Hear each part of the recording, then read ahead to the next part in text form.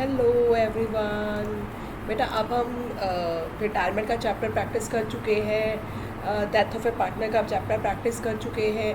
उसके बाद जो डिसोल्यूशन का चैप्टर है वो मैं अभी आपका स्टॉप करूँगी, वो मैं लास्ट में करवाऊँगी, क्योंकि बेटा रिटायरमेंट और डिसोल्यूशन में चॉइस आती है, ठीक है। बट डिसोल्यूशन का एक 2 नंबर का क्वेश्चन कंपलसरी आता है, but we will do it at later. हम डिसोल्यूशन का चैप्टर लास्ट में करेंगे। अभी आप डिबेंचर्स का चैप्टर शुरू करते हैं। ये मैं टी.एस. गवार सर की बुक से ही करवा रही हूँ। नोट्स बना रही थी, नोट्स बनाने का इतना कोई फ़ायदा नज़र नहीं आया मुझे। बुक में अच्छे क्वेश्चंस हैं, मुझे सारे पॉइंट्स क्लियर करने हैं, तो आप ध्यान से सुनिए, क्योंकि चैप्टर बहुत इंपॉर्टेंट है। इस चैप्टर की वेटेज 8 मार्क्स है और आप इस चैप्टर को बिल्कुल इग्नोर नहीं कर सकते, ठीक है। अब देखिए डिबेंचर्स क्या होते हैं। कंपनी, आपको पता है कंपनी क्या है। कंपनी एक तरीके की फॉर्म ऑफ ऑर्गेनाइजेशन है। जैसे सोल प्रोप्राइटर होते हैं जिसमें अकेला सिर्फ एक ही ऑनर होता है। पार्टनर्स के अंदर पार्टनर्स ऑनर होते हैं, 3-4 जितने भी पार्टनर्स हैं। कंपनी में बहुत सारे ऑनर्स होते हैं, और ऑनर कौन होते हैं? शेयर होल्डर्स, जो कंपनी में पैसा इन्वेस्ट करते हैं। ये आपने शेयर कैपिटल वाले चैप्टर में पढ़ा है, और बिजनेस स्टडीज़ में भी टाइप्स ऑफ ऑर्गेनाइजेशन में पढ़ा हुआ है। कंपनी क्या होती है, कंपनी कितने तरीके की होती है, सब आप पढ़ चुके हो। अब ये जो कंपनीज़ होती हैं, कंपनीज़ डिबेंचर इशू करती हैं। डिबेंचर क्यों इशू करती है? कंपनी लोगों से लोन लेती है। कंपनी लोन फ्रॉम पब्लिक,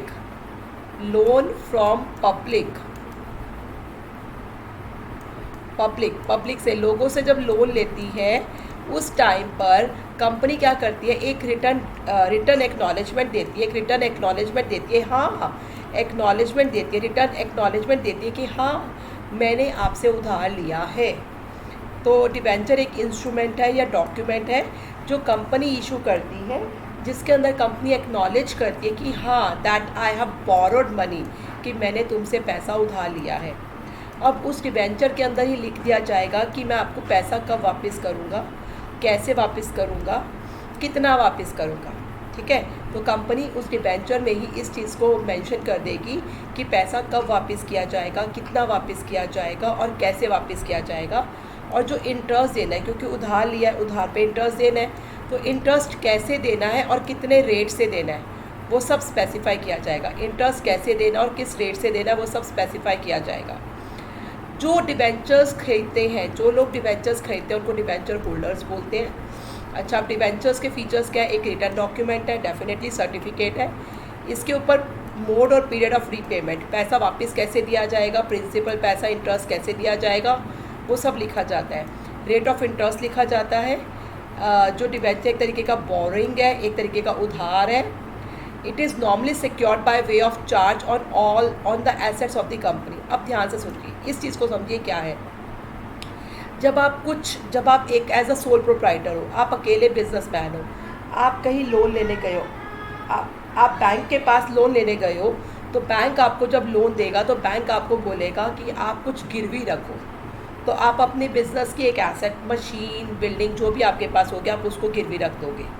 तो उसी तरीके से कंपनी जब लोन लेती है तो अपनी एसेट्स को चार्ज बनाती है। मतलब मेरे पास ये बिल्डिंग है, मेरे पास ये लैंड है, कंपनी कहती है मेरे पास ये लैंड है, मेरे पास ये बिल्डिंग है, ये चार्ज है। अगर मैं आपके डिबेंचर होल्डर्स को पैसा वापस नहीं कर पाई तो इस बिल्डिंग से रिकवर कर लेना, ठीक है। तो सिक्योर कर देती है। तो बेसिकली जो डिबेंचर्स है उसको सिक्योर किया जाता है बाय चार्ज ऑन एसेट्स। जो डिबेंचर होल्डर्स को इंटरेस्ट दिया जाता है, that is a charge against profit. Charge against profit आपने चैप्टर 2 में पार्टनरशिप वाले में बहुत डिटेल में किया था। चाहे आपके बिजनेस को, चाहे कंपनी को प्रॉफिट्स हो रहे हैं, चाहे कंपनी को लॉसेस हो रहे हैं, कंपनी ने अपने डिबेंचर होल्डर्स को इंटरेस्ट देना ही देना है। तो these are some features of debentures. तो जो डिबेंचर होल्डर्स को चाहे प्रॉफिट्स हो रहे हैं, चाहे लॉसेस हो रहे हैं, डिबेंचर होल्डर्स को इंटरेस्ट टाइमली दिया ही जाता है। बॉन्ड, अब ये बॉन्ड क्या है? डिबेंचर्स की तरह ही होता है। ये एक्नॉलेजमेंट है बोरिंग का, कंपनी एक्नॉलेज करती है, साइन करती है, जो उसका कंपनी का ऑथोराइज सिग्नेटरी होता है, जिसके साइन चलते हैं बॉन्ड के ऊपर, उसके साइन होते हैं ऑथोराइज सिग्नेटरी के। बॉन्ड का मतलब क्या है? बॉन्ड एक सिनोनिम है उस डेट इंस्ट्रूमेंट के साथ जिसका rate of interest pre determined नहीं होता। मतलब जैसे डिबेंचर्स है, डिबेंचर्स में हमने कितना इंटरेस्ट देना है वो पहले से स्पेसिफाइड होगा, लेकिन बॉन्ड एक उस तरीके का डेट इंस्ट्रूमेंट है बॉन्ड एक उस तरीके का डेट इंस्ट्रूमेंट है जिसका इंटरेस्ट, रेट ऑफ इंटरेस्ट पहले से ही डिसाइड नहीं होगा, प्री डिटरमाइन नहीं होगा, ठीक है, ये बात फ्यूचर में डिपेंड करेगा। इसके एग्जांपल्स हैं deep discount bonds and zero coupon bonds. अब इसकी अकाउंटिंग ट्रीटमेंट आपके सिलेबस में नहीं है, सिर्फ इसकी डेफिनेशन एनसीईआरटी की बुक में दी हुई थी, इसलिए इन्होंने टीएस ग्रेवाल सर की बुक में भी लिखी हुई है। तो जो बॉन्ड्स हैं, बॉन्ड्स उस तरीके के डिबेंचर्स हैं, उस तरीके के डिबेंचर होल्डर्स हैं, दैट इंस्ट्रूमेंट्स हैं। ये भी एक तरीके का लाइक डिबेंचर्स ही है, एक्नॉलेजमेंट है कि मैंने आपसे बोरो किया है, बट इसके अंदर जो रेट ऑफ इंटरेस्ट है वो स्पेसिफाई नहीं होता, प्री डिटरमाइन नहीं होता। एग्जाम्पल्स है बॉन्ड के deep discount bond and zero coupon bond. Other instruments क्या है? अदर इंस्ट्रूमेंट्स के अंदर पब्लिक डिपॉजिट्स आ जाते हैं, ठीक है ना।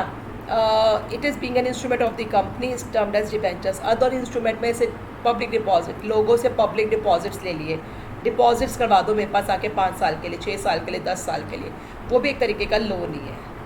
अच्छा, अब डिबेंचर्स और शेयर में फ़र्क क्या होता है? डिबेंचर्स कौन है? डिबेंचर एक तरीके की बोरिंग है। मैं आपको थ्योरी क्यों करवा रही हूँ, थ्योरी आएगी इस चैप्टर में से, ठीक है थ्योरी का क्वेश्चन आएगा इस चैप्टर में से।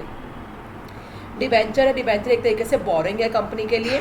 तो जो डिबेंचर होल्डर है, जो डिबेंचर्स खरीदता है, जो डिबेंचर्स परचेज करता है, जो डिबेंचर्स में इन्वेस्ट करता है कंपनी के, वो कंपनी का लेंडर है, मतलब उसने कंपनी को लोन दिया है। शेयर कैपिटल जो है वो कंपनी की, शेयर जो है कंपनी की कैपिटल है, शेयर जो होती है वो कंपनी की कैपिटल होती है। और जो शेयर्स को सब्सक्राइब करता है, शेयर्स में इन्वेस्ट करता है किसी कंपनी के, उसको कंपनी का ऑनर बोलते हैं, वो कंपनी का एक्चुअली ऑनर है। रिटर्न, डिबेंचर होल्डर्स को इंटरेस्ट मिलता है, ठीक है, चाहे कंपनी को प्रॉफिट हो रहा है चाहे कंपनी को लॉस हो रहा है, क्योंकि जो डिबेंचर होल्डर्स को इंटरेस्ट दिया जाता है that is a charge against profit, ये दिया ही दिया जाएगा, चाहे कंपनी को प्रॉफिट्स हो रहे हैं चाहे कंपनी को लॉसेज हो रहे हैं। शेयर होल्डर्स को डिविडेंड दिया जाता है, और डिविडेंड तभी दिया जाता है जब कंपनी को प्रॉफिट्स होते हैं, अगर कंपनी को लॉसेज हो तो नहीं दिया जाता डिविडेंड। तो शेयर होल्डर्स को डिविडेंड मिलता है, ठीक है। रीपेमेंट, डिवेंचर होल्डर्स को स्पेसिफाइड टाइम पीरियड के बाद, 5 साल बाद, 3 साल बाद, 7 साल बाद, जो भी टाइम पीरियड स्पेसिफाई है, उस टाइम पीरियड के बाद उसका पैसा, ड्यू डेट जिसे बोलते हैं, उस पर उसको पैसा वापस कर दिया जाता है। लेकिन जो शेयर्स हैं, शेयर्स कंपनी के लाइफ टाइम तक चलते हैं, जब तक कंपनी की लाइफ चल रही है, कंपनी चल रही है, शेयर होल्डर्स को पैसा वापस नहीं किया जाएगा।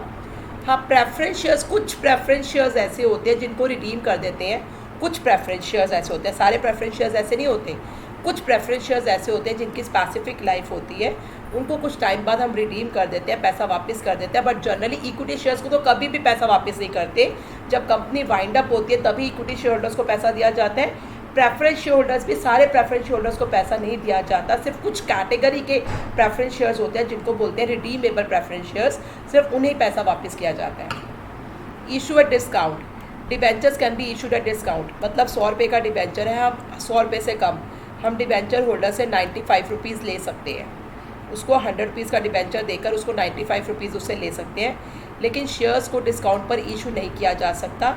हाँ, बट एक स्वेट इक्विटी शेयर्स होते हैं, उनको इशू कर सकते हैं, वो आपने इशू शेयर्स के चैप्टर में पढ़ा था। शेयर्स को डिस्काउंट पर इशू नहीं किया जा सकता, बट एक तरीके के इक्विटी शेयर्स होते हैं, स्वेट इक्विटी शेयर्स, उनको इशू कर सकते हैं, अदरवाइज शेयर्स को डिस्काउंट पर इशू नहीं किया जाता। सिक्योरिटी, डिबेंचर्स को सिक्योर किया जाता है as a charge on the assets of the company. जब हम लोगों से लोन लेते हैं उस टाइम लोगों को बता देते हैं कि इस लोन के अगेंस्ट हमने अपनी ये एसेट है, ये बिल्डिंग है, ये लैंड है, इसको चार्ज बनाया हुआ है, अगर फ्यूचर में हम आपको पैसा वापस नहीं कर पाए तो इस एसेट से हम आपको रिकवर करवा देंगे पैसा। लेकिन जो शेयर्स हैं वो सिक्योर नहीं होते। Debentures can be converted into shares, कुछ ऐसे डिबेंचर्स होते हैं, कुछ कैटेगरी के डिबेंचर्स होते हैं जिनको शेयर्स में कन्वर्ट किया जा सकता है, लेकिन जो शेयर्स हैं उनको, मतलब कुछ प्रेफरेंस शेयर, जैसे ऊपर प्रेफरेंस शेयर्स है ना जिनको आप रिडीम कर सकते हो, कुछ तरीके के प्रेफरेंस शेयर्स, उसी तरीके से कुछ तरीके के प्रेफरेंस शेयर्स होते हैं जिनको आप कन्वर्ट कर सकते हो इक्विटी शेयर्स में, अलग तरीके के प्रेफरेंस शेयर्स में, बट सारे शेयर्स को जनरली बोला जाए तो शेयर्स को आप कन्वर्ट नहीं कर सकते। डिबेंचर होल्डर्स को कंपनी के जो भी एनुअल जनरल मीटिंग होती है, स्पेशल मीटिंग्स होती है, उसमें वोटिंग करने का राइट नहीं होता। शेयर होल्डर्स को मीटिंग्स अटेंड करने का और उसमें वोट करने का पूरा राइट होता है।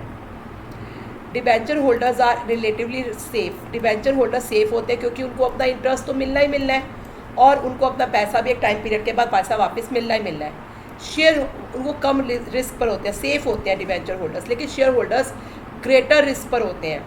अगर कंपनी डूब गई तो उनका पैसा भी डूब सकता है, ठीक है, lose, they can even lose the amount invested in shares.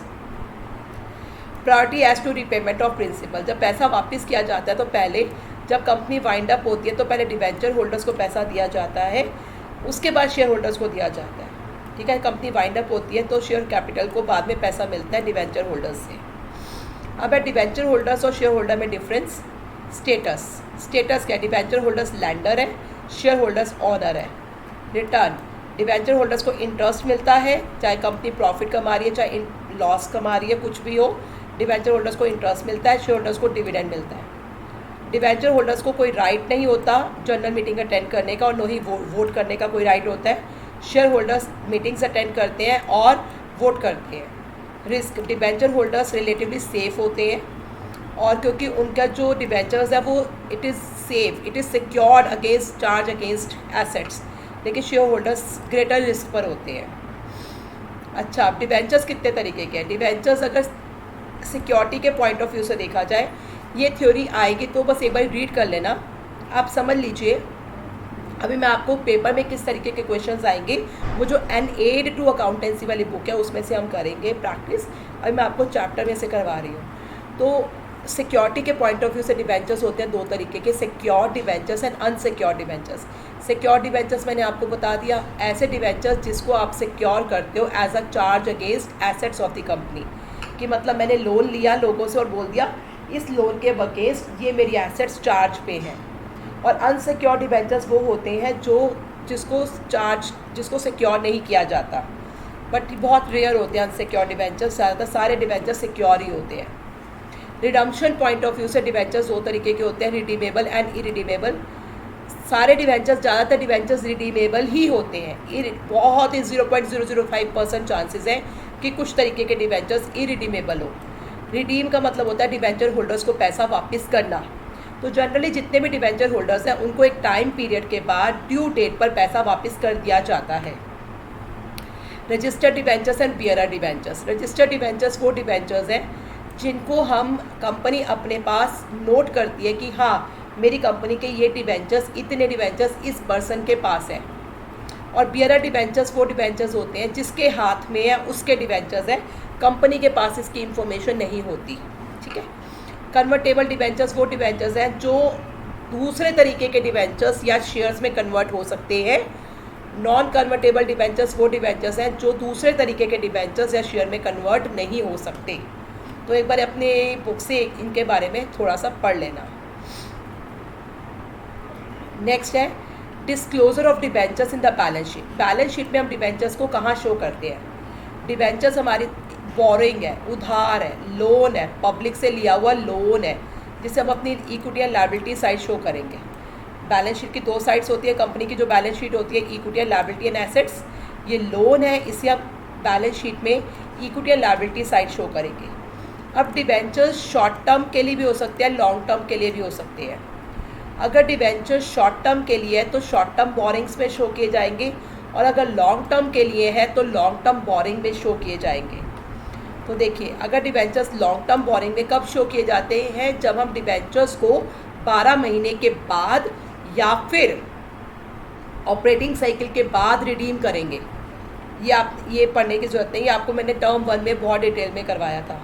तो अगर डिबेंचर्स हमारे लॉन्ग टर्म बोरिंग्स हैं तो बैलेंस शीट में आप इक्विटी एंड लायबिलिटीज़ लिखेंगे और नॉन करंट लायबिलिटीज़ में लॉन्ग टर्म बोरिंग्स में शो किए जाएंगे। लॉन्ग टर्म बोरिंग्स के आगे आपने नोट नंबर 1 डाल दिया, नोट नंबर 1 को आपने नीचे एक्सप्लेन किया long term borrowings. Long term borrowings में क्या लिखा आपने, 10,000 9% डिबेंचर्स ऑफ ₹100 ईच, 10 लाख ठीक है, ये लॉन्ग टर्म डिबेंचर्स हैं। ये कहाँ शो किए जाएंगे, इक्विटी एंड लायबिलिटीज़ में, नॉन करंट लायबिलिटीज़ में, नॉन करंट लायबिलिटीज़ के अंदर लॉन्ग टर्म बोरिंग्स में। नोट नंबर 1 को नीचे एक्सप्लेन किया, नोट्स टू अकाउंट्स में लॉन्ग टर्म बोरिंग्स में क्या है, 10,000 9% डिबेंचर्स ऑफ ₹100 ईच, 10 लाख, ये ऊपर लिख दिया। वही अगर डिबेंचर्स हमारे शॉर्ट टर्म बोरिंग्स हैं, अगर डिबेंचर शॉर्ट टर्म बोरिंग है तो बैलेंस शीट में, बैलेंस शीट का हम सिर्फ एक एक्सट्रैक्ट दिखा रहे हैं, पूरी बैलेंस शीट नहीं दिखा रहे। अगर डिबेंचर्स हमारे शॉर्ट टर्म बोरिंग्स हैं तो वो इक्विटी लायबिलिटीज़ में, करंट लायबिलिटीज़ में, शॉर्ट टर्म बोरिंग्स में दिखाए जाएंगे। ठीक है, अगर डिबेंचर्स हमारे शॉर्ट टर्म बोरिंग्स हैं, शॉर्ट टर्म, ठीक है, शॉर्ट टर्म बोरिंग्स हैं तो कहाँ दिखाए जाएंगे? Equity liability side, current liabilities में, शॉर्ट टर्म बोरिंग्स में। नोट नंबर 1 आ गया 10 लाख। अब नोट्स टू अकाउंट्स में short term borrowings, short term borrowings में आगे हमने एक्सप्लेन कर दिया 10,000 9% डिबेंचर्स ऑफ ₹100 ईच, 10 लाख। चलिए अब हमने पढ़ना है इशू ऑफ डिबेंचर्स। कंपनी जब डिबेंचर्स इशू करती है तो कैश के लिए करती है, कंसिडरेशन अदर देन कैश के लिए करती है, कोलेटरल सिक्योरिटी के लिए करती है। कंपनी जब डिबेंचर्स इशू करती है कैश के लिए करती है, कंसिडरेशन अदर देन कैश के लिए करती है, कोलेटरल सिक्योरिटी के लिए करती है। कैश के लिए करती है तो जैसे हमने शेयर्स इशू करते हैं सेम उसी तरीके से है, शेयर इशूज़ कैश के लिए है ना। तो हमें डिबेंचर्स इशू किए बदले में कैश मिलेगा। कंसिडरेशन अदर देन कैश का मतलब है कि हमने एसेट खरीदी, एसेट खरीदते हुए या फिर किसी का रनिंग बिजनेस परचेज किया, बदले में डिबेंचर्स दिए, बदले में पैसा नहीं दिया, बदले में डिबेंचर्स दिए, कंसिडरेशन अदर देन कैश। तीसरा होता है डिबेंचर्स, ये शेयर्स में नहीं होता, ये सिर्फ डिबेंचर्स में होता है, कोलेटरल सिक्योरिटी। और पेपर में कोलेटरल सिक्योरिटी का 3 मार्क्स का क्वेश्चन 100 and 100% आने वाला है, तो इसको ज़रा ध्यान से कर लीजिएगा। डिबेंचर्स 3 तरीके से इशू होते हैं, कैश के लिए, कंसिडरेशन अदर देन कैश के लिए, कोलेटरल सिक्योरिटी के लिए। अब जब डिबेंचर्स इशू होते हैं at par, at premium, at discount issue होते हैं।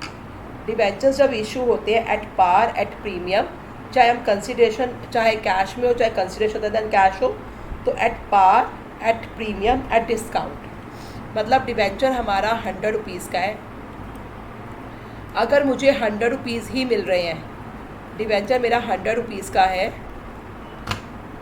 एक सेकेंड, डिबेंचर मेरा 100 रुपीज़ का और मुझे बदले में 100 रुपीज़ ही मिल रहे हैं, एक सेकेंड, 100 रुपीज़ ही मिल रहे हैं तो इसको बोलूँगी पार पे इशू। और अगर मुझे 100 से ज़्यादा 110 मिल रहे हैं तो इसको बोलूँगी प्रीमियम पे इशू। और अगर 100 रुपीज़ से कम मिल रहे हैं, 90 रुपीज़ मिल रहे हैं, तो उसको बोलूँगी डिस्काउंट पर इशू। तो डिबेंचर्स जो इशू किए जाते हैं एट पार, एट प्रीमियम और एट डिस्काउंट पर इशू किए जाते हैं। अब बेटा डिबेंचर सेम उसी तरीके से इशू किए जाते हैं जैसे हम शेयर्स इशू करते थे, सेम उसी तरीके से लमसम में पेमेंट मिल रही है, इंस्टॉलमेंट में मिल रही है, सेम उसी तरीके से इशू किए जाते हैं। लेकिन I am skipping this topic क्योंकि ये टॉपिक मैंने आपको जो इशू की, जब ये आपके सिलेबस में ये हम क्रैश कोर्स की वीडियोस कर रहे हैं, क्रैश ये 100% चांस है कि ये वाला टॉपिक नहीं आएगा। क्यों नहीं आएगा ये वाला टॉपिक? क्योंकि शेयर्स के चैप्टर में टॉपिक पूछ लिया गया, आपको डिबेंचर इशू की एंट्रीज आएंगी पेपर में, डिबेंचर इशू की एंट्रीज पेपर में आएंगी, लेकिन साथ में रिडम्पशन की कंडीशन दी होगी। ठीक है, आपको डिबेंचर इशू की एंट्रीज आएंगी, इशू ऑफ डिबेंचर्स का क्वेश्चन आएगा, लेकिन साथ में रिडम्पशन के पॉइंट ऑफ व्यू से करना है। आपको इशू की एंट्रीज करनी है लेकिन रिडम्पशन के पॉइंट ऑफ व्यू से करना है, तो वो नेक्स्ट टॉपिक है, वो हम करेंगे। ये जो जर्नल सिंपल है ये सिलेबस में आने के चांसेस नहीं है। अब ये एक बहुत इम्पॉर्टेंट क्वेश्चन है, very very very important question है। शेयर्स के चैप्टर में भी मैंने आपको करवाया था, अभी भी आने के चांसेस हैं, और ये आपके टर्म 1 में क्वेश्चन आ चुका है, लेकिन फिर भी आपको मैं एडवाइस करूँगी कि आप इसको फिर भी एक बार प्रैक्टिस ज़रूर कर लीजिए। जो हमें सिक्योरिटी प्रीमियम का पैसा मिलता है, शेयर 100 रुपये का है, या सॉरी डिबेंचर 100 रुपये का, हम 120 पर इशू कर रहे हैं। जो मेरे को 20 रुपये एक्स्ट्रा मिल रहे हैं, जो 20 रुपये मुझे एक्स्ट्रा मिल रहे हैं, उसको बोलते हैं सिक्योरिटी प्रीमियम रिजर्व। इस पैसे को मैं कहाँ कहाँ यूज़ कर सकती हूँ? इस पैसे को मैं ऐसे कहीं पे भी यूज़ नहीं कर सकती।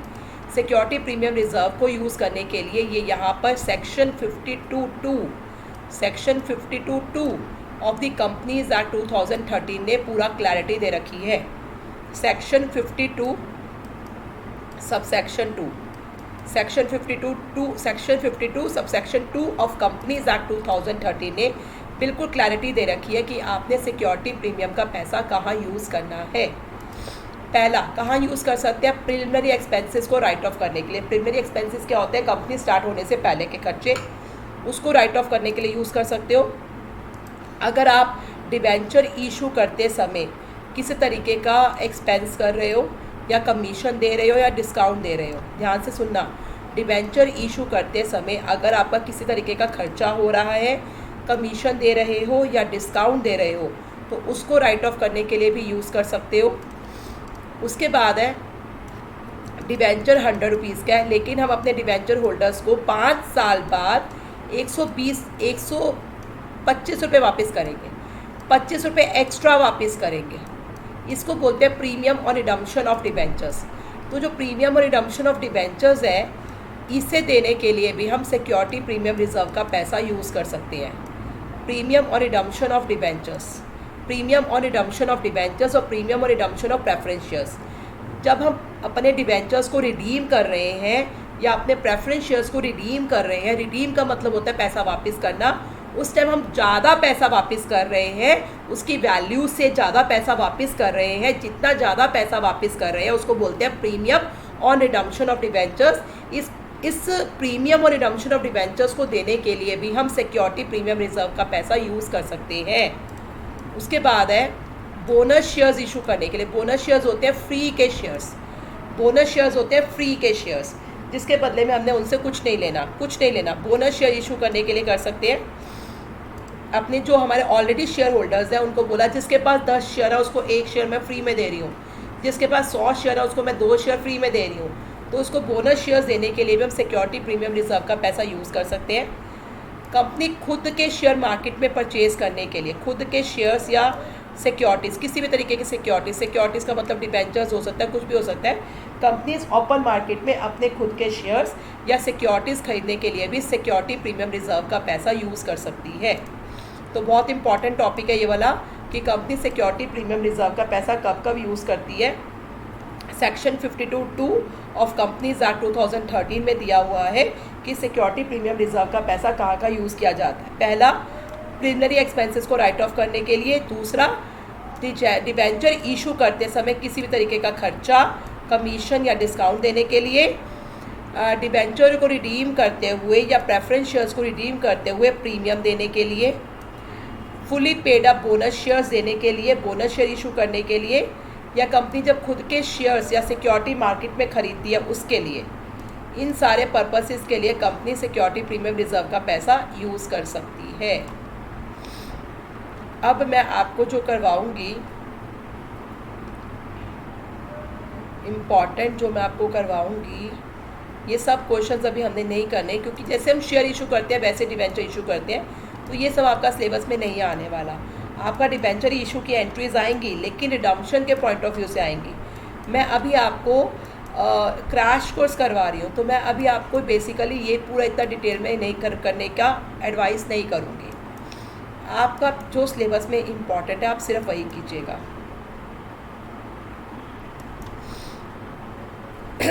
Issue of debentures for consideration other than cash, ये आने के चांसेस हैं, इम्पॉर्टेंट टॉपिक है। Issue of debentures other than cash. तो टाइम 23 मिनट्स की वीडियो हो गई है, इसको फिर मैं नेक्स्ट वीडियो में कंटिन्यू करती हूँ, ठीक है।